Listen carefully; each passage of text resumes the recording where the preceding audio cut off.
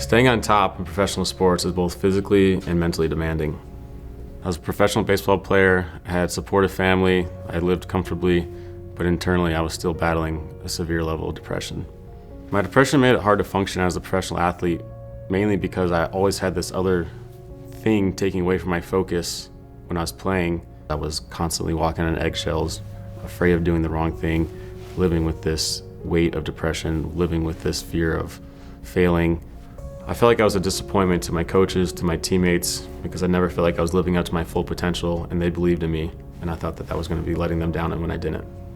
My negative feelings were a constant weight that I felt at all times, even when I wasn't aware of them. One of the main things that they took away from me was just this overall appreciation for where I was at in life.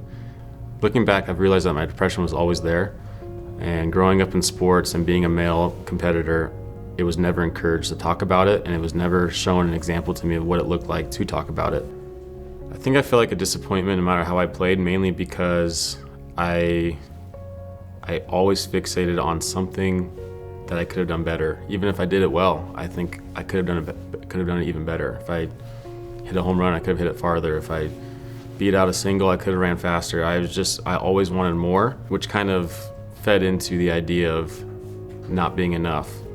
All those things added up to a really big weight that I carried around a lot throughout my life, and adding that on top of a career that's very performance-based in baseball, it was tough for me to handle. And my sadness became so overwhelming that I attempted suicide.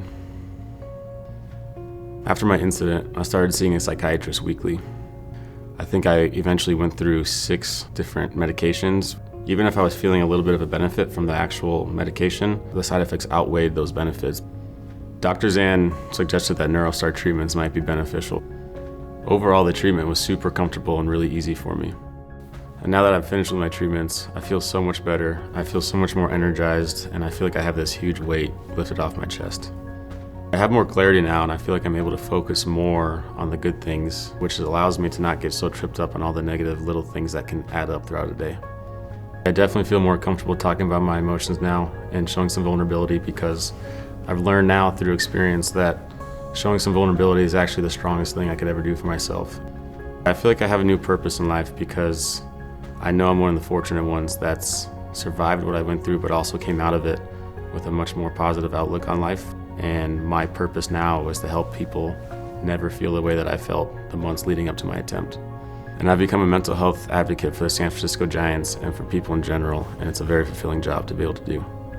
If I was talking to an athlete with depression, I would let them know that it doesn't define who they are, that there's help out there, and that there's always hope.